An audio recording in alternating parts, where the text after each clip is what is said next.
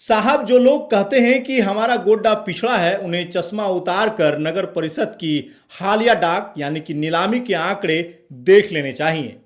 गोड्डा अब वो पुराना गोड्डा नहीं रहा जहां लाखों की बात होती थी। अब तो यहां का नगर परिषद सीधे करोड़ों में खेल रहा है। नगर परिषद की नीलामी की मेज पर जब बोली लगनी शुरू हुई तो लगा जैसे नोटों की बारिश हो रही हो।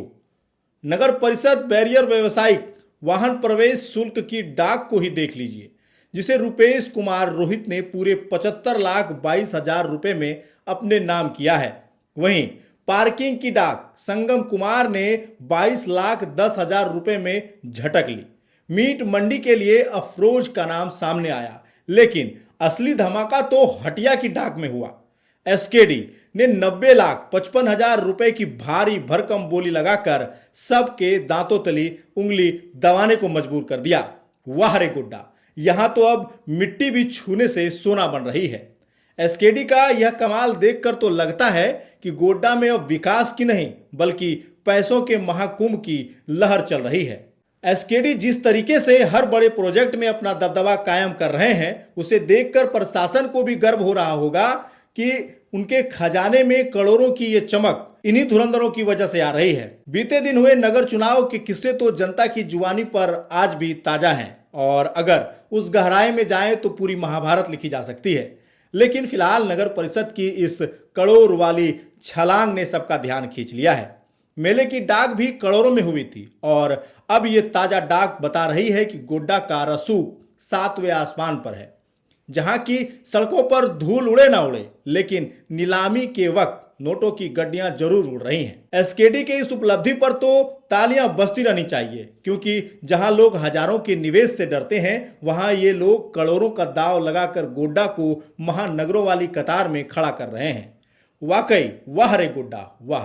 कौन कहता है कि हम पीछे हैं? नगर परिषद की तिजोरी भर रही है, ठेकेदारों की किस्मत चमक रही है और एसकेडी का धमाल तो ऐसा है कि जैसे पूरे जिले की अर्थव्यवस्था इन्हीं के कंधे पर टिकी हो। अपनी भाषा में कहें तो गोड्डा अब सिर्फ जिला नहीं बल्कि कर्मशिला हब बन चुका है, जहां हर कदम पर करोड़ों के सौदे हो रहे हैं और जनता बस इस विकास की आतिशबाजी को फटी आंखों से देख रही है। धन्य है यहाँ की व्यवस्था और धन्य है यहाँ के दानवीर डाकदार, जिन्होंने गोड्डा को सचमुच करोड़पति बना दिया है। लेकिन रुकिए, इस करोड़पति उत्साह के बीच कुछ ऐसे भी पहलू हैं जो प्रशासन की चकाचौंध के नीचे अंधेरा पेश कर रहा है। जहां एक तरफ करोड़ों के वारे न्यारे हो रहे हैं, वहीं शहर की कुछ बुनियादी जरूरतें नीलामी की फाइलों में ही दबी रह गई।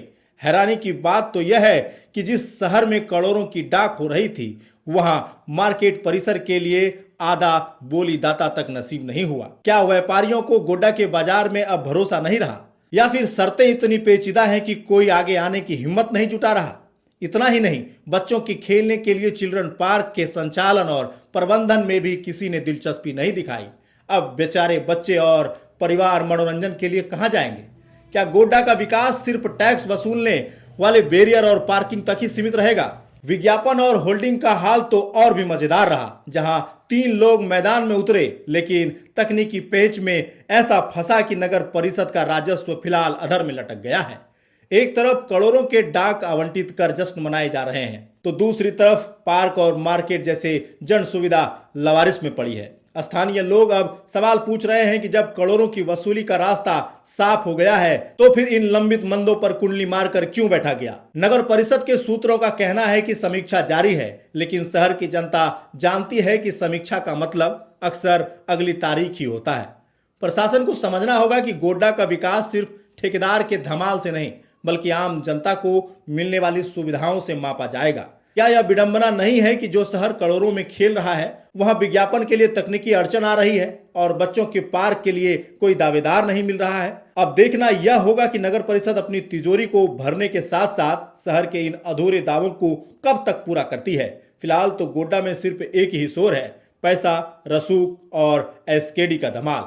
बाकी जन सुविधा तो जैसे नीलामी की मेज पर कहीं पीछे छूट गई है। आप लोग भी अपनी राय प्रतिक्रिया कमेंट में जरूर दीजिएगा।